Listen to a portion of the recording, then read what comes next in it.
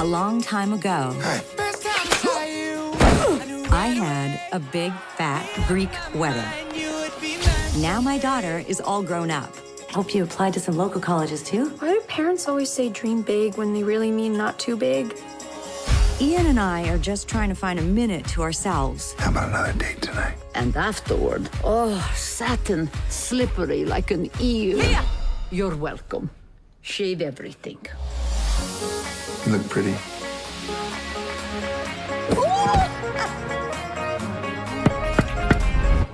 What are you doing? Dad! And my family is still too close. Parents deserve a sex life, too.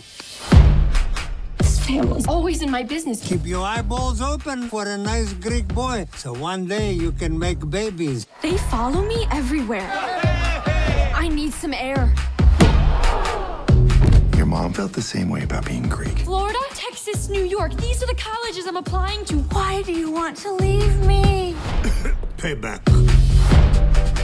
But there's always The priest never signed the wedding license. a few surprises. We're not married? I'm a hippie. Now my family has come together. Who says a woman has to be married? You, all our lives. The wedding is on. To pull off another Beautiful. big, fat Greek wedding. Take a photo. All right, pull my neck. 1, 2, pull. But you got to remember. But you gotta remember. Even though I'm taking a step back, I will always be right here. Why aren't you in Greek club? Every day of my life is Greek club. We come from a long line of strong women. Remember, Paris, protect the Polaki. Eyes open, knees shut. If your knees are open, shut your eyes.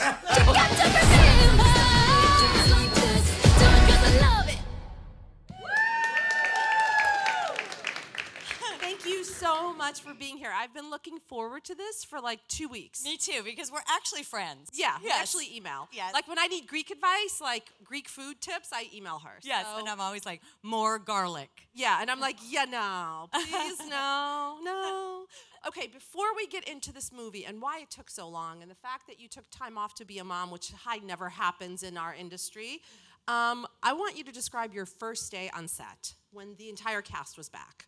We have seen each other in 2s and 3s. Okay. Over the years, lots of lunches, loud, long lunches, but we hadn't been all together in 15 years. We got the great-grandmother to come back, Bess Meisler. We flew in the sister she now lives in all different countries. She's a journalist, Abu Dhabi. She's always doing something amazing.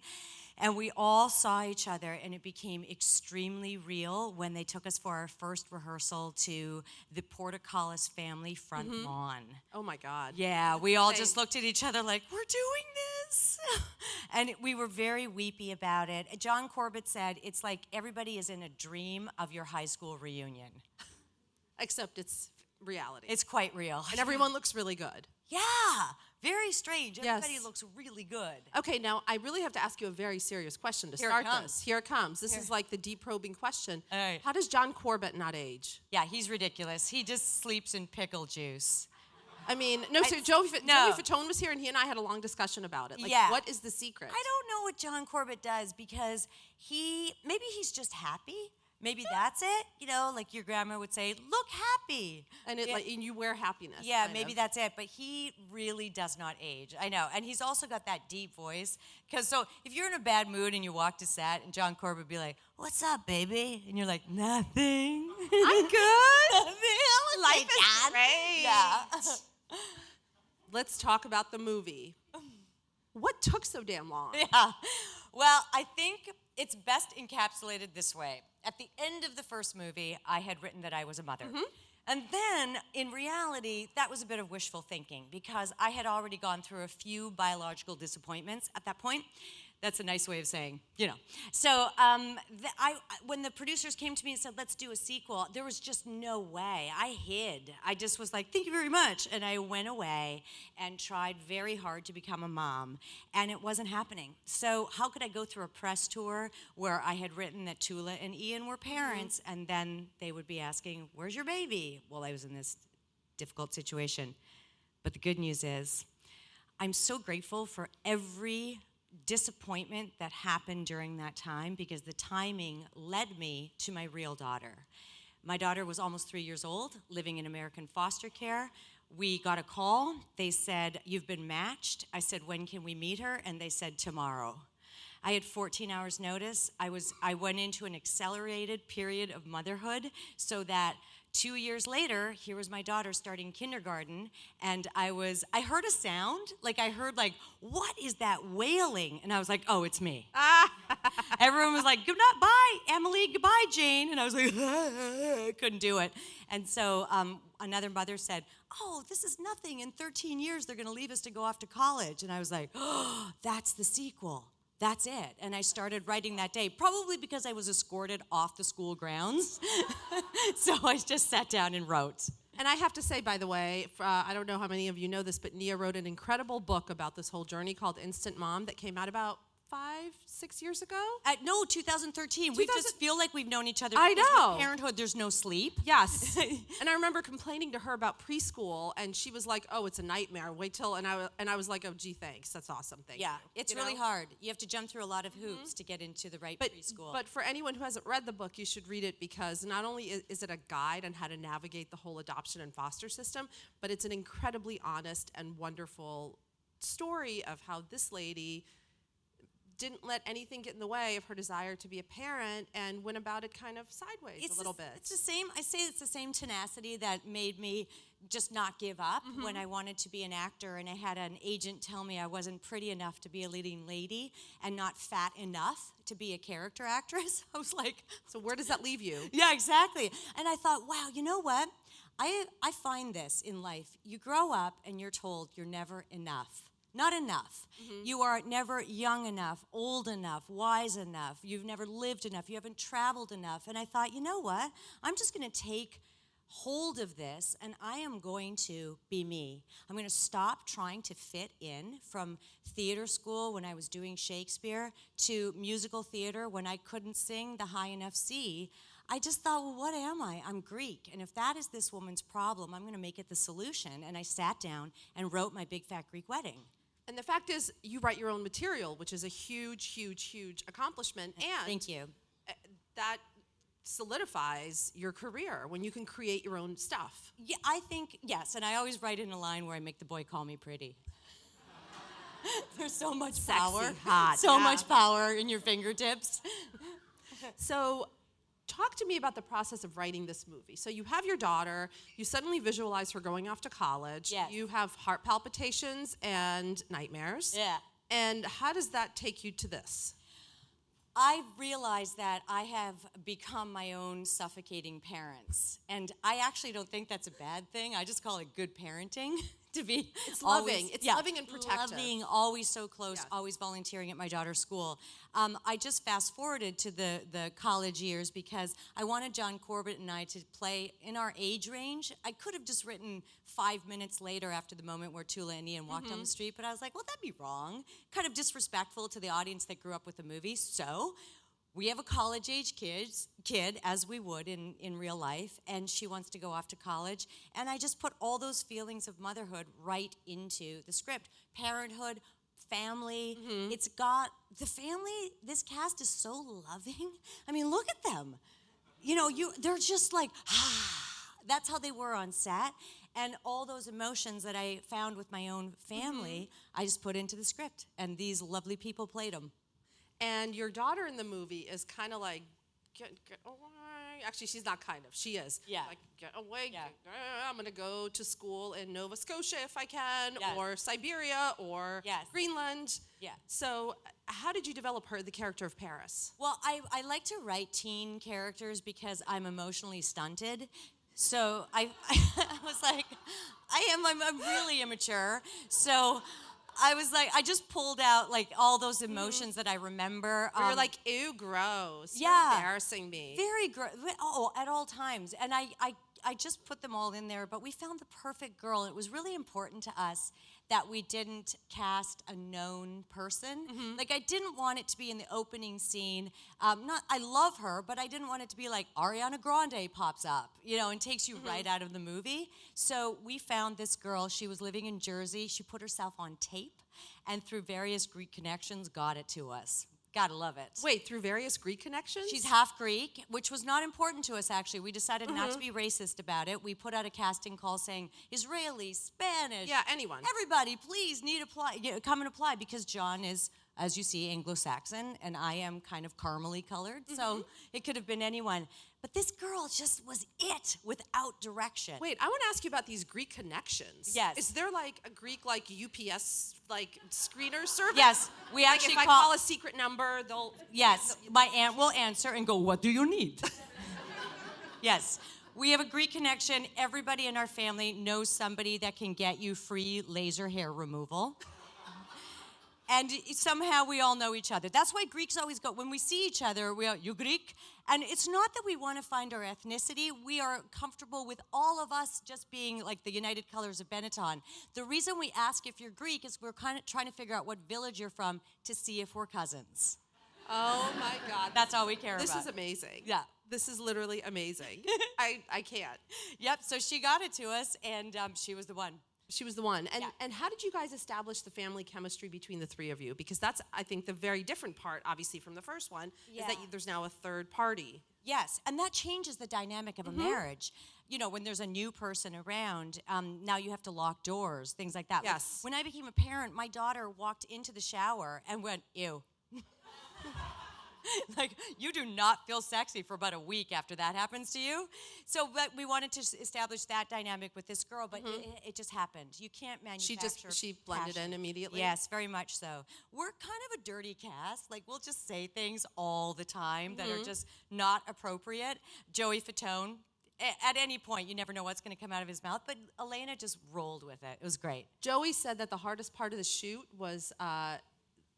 it was very hard for the director to get you guys to like Listen stop to him? laughing Yeah, and no. listen to him and do actual work. We did bits all the time. We are, as I said, it's like an immature cast. So if there was food around, we'd all put the spinach in our teeth and do like things like, you know, just always making fun of each other. Or if someone has a particularly emotional scene.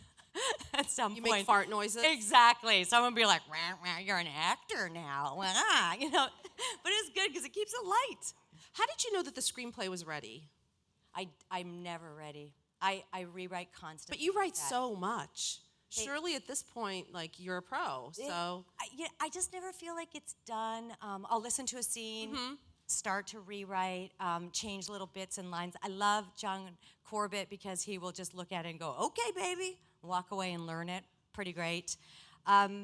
Some scenes I know to take the words out of because when the actors are there, you sometimes don't need any chatter.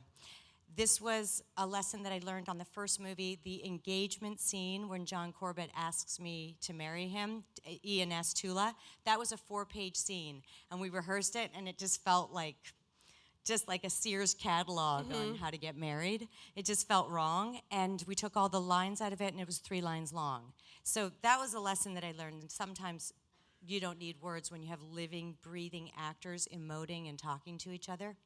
Yeah.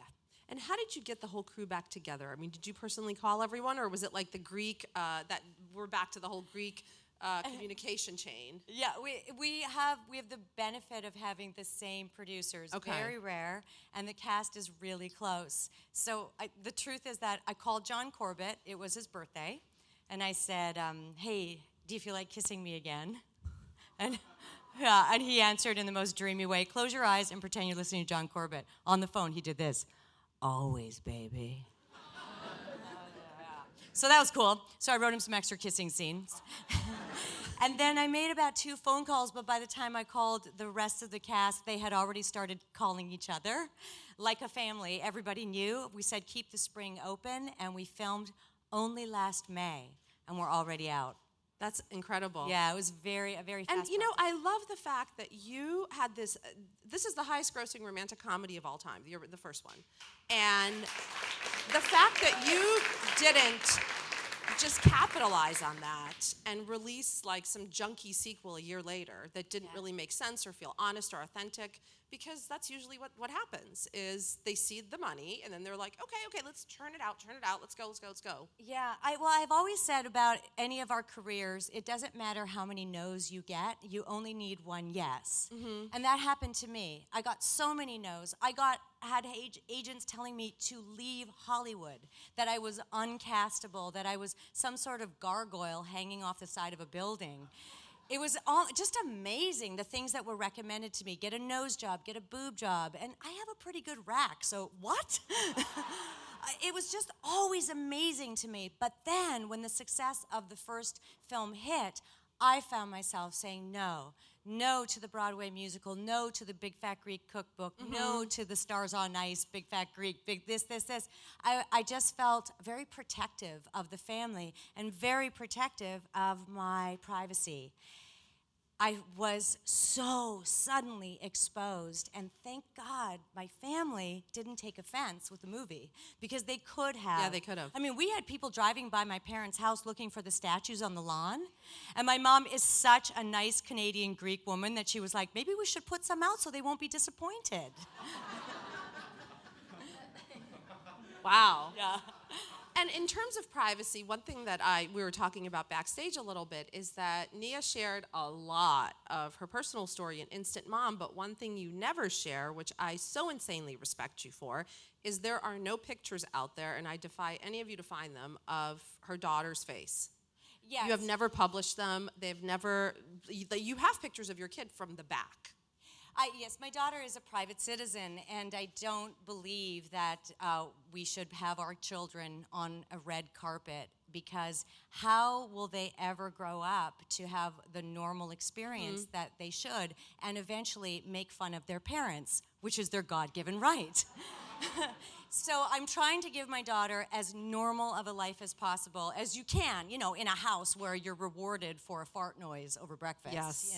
So I'm trying, but there are a few times that we have been captured by paparazzi, so if you're listening and you do find one of those pictures online, please don't publish it. Just don't reward these guys for scaring my daughter.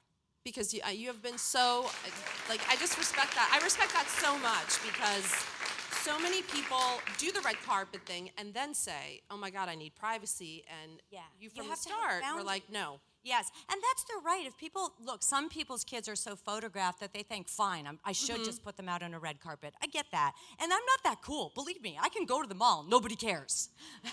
It's like, I get my groceries. It's not, it's like I don't have pink hair or a wild past, so paparazzi don't really care about me. But for some reason, actors with children are a thing that people want to see, and I don't know why. Especially because my daughter came to us via a different route. And so it's really great. One time, though, she did learn a very valuable lesson, and it's too bad.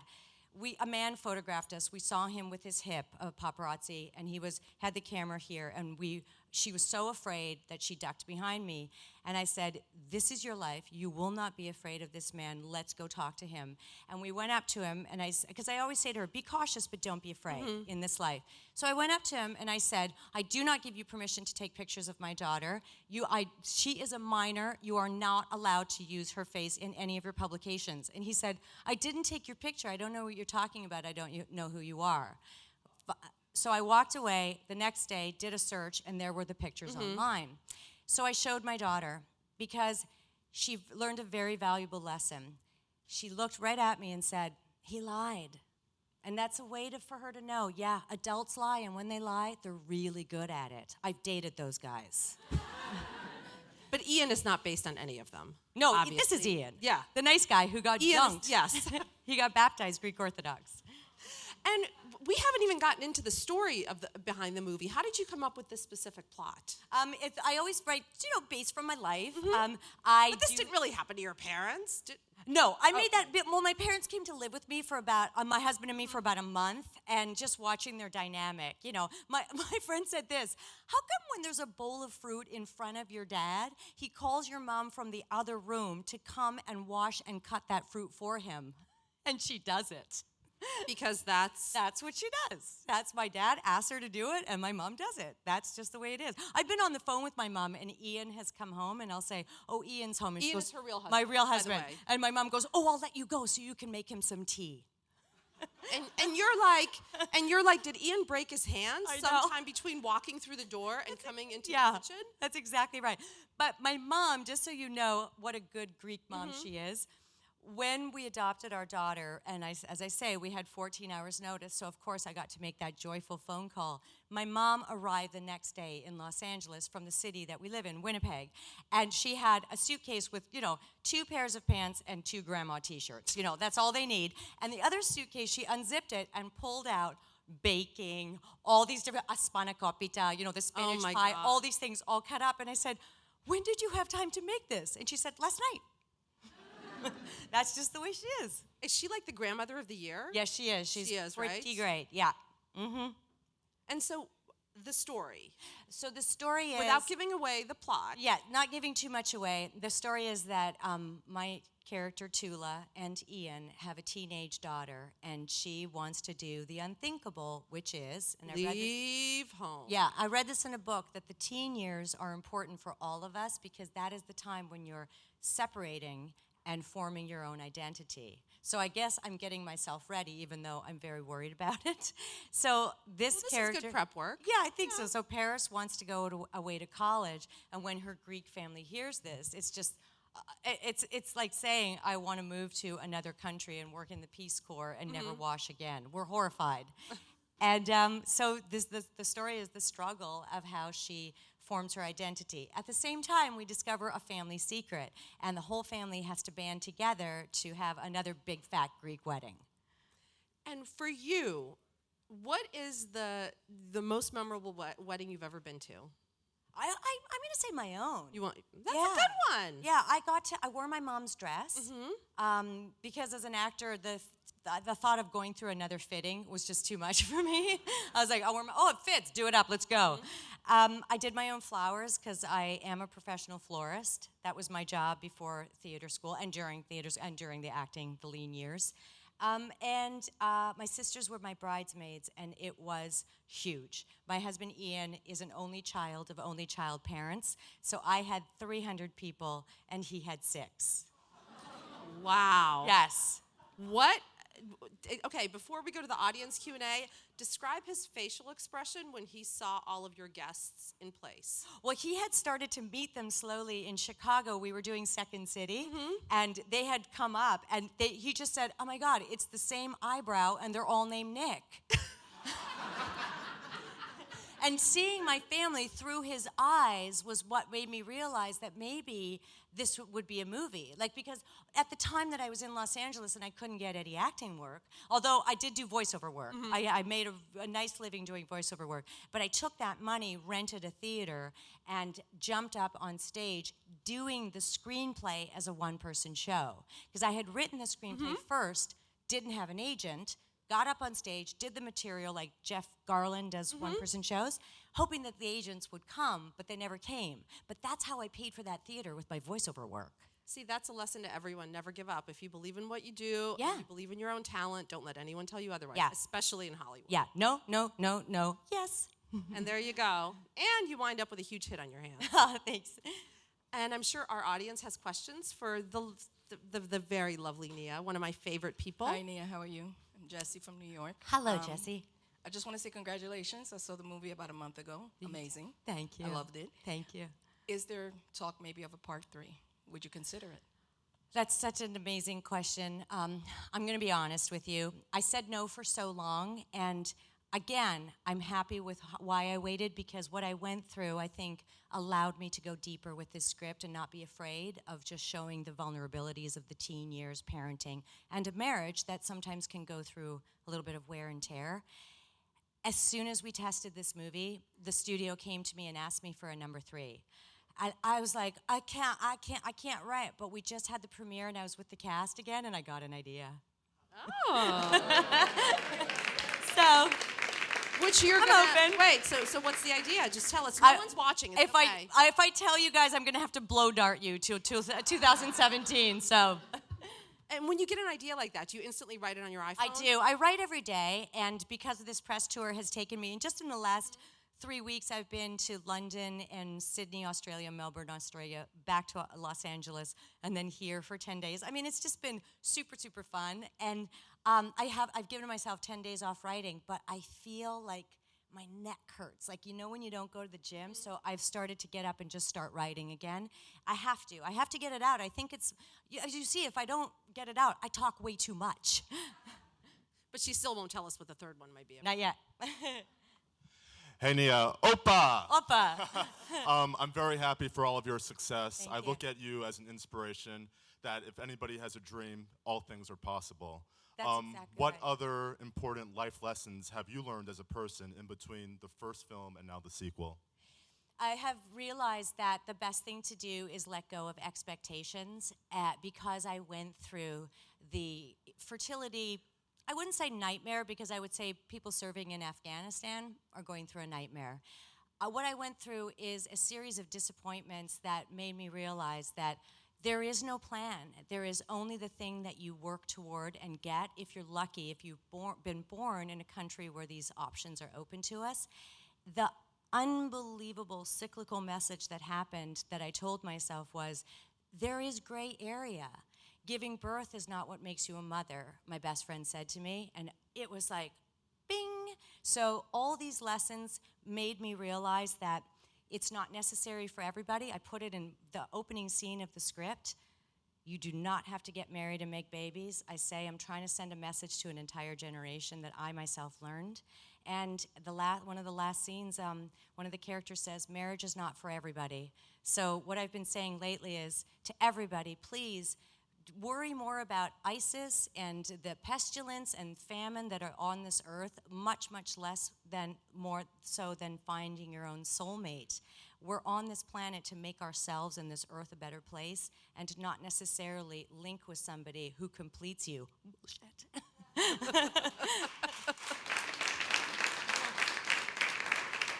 And by the way, you can curse. I can curse, but my mom's watching. Oh, sorry, Mama. Hello, Nia.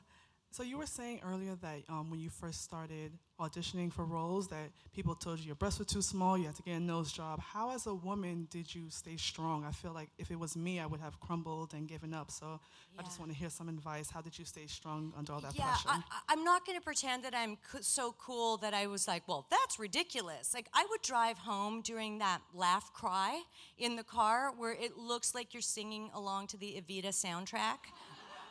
But you're really just like weeping at that. What really offended me the most is it's a woman who told me that first. That she was so self-loathing that we've been conditioned as a gender to objectify ourselves was a shock to me. And because I've been raised with my sisters and my cousins, I was raised in such a loving group of females that I never understood that subversive thing that can be said to you by another person. I'm Canadian, I'm a middle child, I'm naive, admittedly so. But what really got me through it was I talked to my cousins, I talked to my girlfriends, I talked to my husband, I talked to my friends. I told them about it, and the outrage that came back at me from every single one of them. Not one person that I surrounded myself with said, "What? You're beautiful." Nobody said that. Everybody just went, "That's ridiculous." And I like that it was never about affirming that I was beautiful. Who cares? I'm so tired of our worth being bundled up in our looks. We are doing it to men too, and it's really negative. We are more than our bodies. That's it.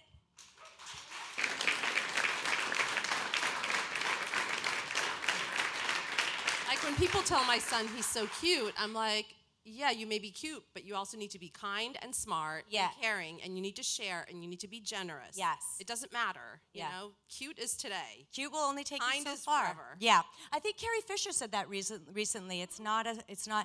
Being kind, people will remember how you make them feel. That adage, it's not mine, but it's true. That people will remember how you make them feel. So isn't it just much better to be kind than to have a tiny waist? And again, the other thing that bothers me is when they say thin is out, curvy is in. Well, what about our thin friends? Why are we sticking them out on the curb? How about just we're all in? We all have a story. We all have something to say. And we have time for one more question. And it's going to be me. Hello. Hi. Such great energy. Thank you so much. I was like laughing and felt like clapping at all times. Thank you. It's very easy to do everything right when you're energetic and positive and everything. What was the hardest moment during filming? Because, you know, you're obviously full of energy and, you know, such great light. What was the hardest moment? The hardest moment for me was filming the scenes with the girl who plays my daughter, because my real-life daughter was being taken back and forth to Toronto, where we were filming, by my husband, and I was flying back and forth to Los Angeles. The day that my daughter was taken back to Los Angeles again was the day we filmed the scenes with Elena Kampouris, and it was the most difficult day to keep the emotions here and try to act the scene. Because I thought, why am I playing a mom instead of being with my mom? And that is the incredible guilt, my daughter, I mean, and that is the incredible guilt that comes with the parenting experience. We're just never where we think we should be. I'm here right now. I wish I was volunteering at the book fair at my daughter's school. It's never enough. Yeah. And you know what I wanted to say to you, and thank you for what you said too, because I know that what happened with my story and my career, I know I am a beacon of hope for the optimist. I understand that. And I am an emotional punching bag for the pessimist. I understand that too. I can feel it when I walk in a room. If I'm walking into a room of people who have a can-do attitude and write and work, I get it. And I do get it that some people just want to trip me and get that smile off my face. Those people are everywhere, and you just have to say, move. And I think that can be our takeaway from today. #move. Move. And when does this open? This movie is being snuck into theaters tonight, if you'd like, and officially opens tomorrow. Thank you so much for being here.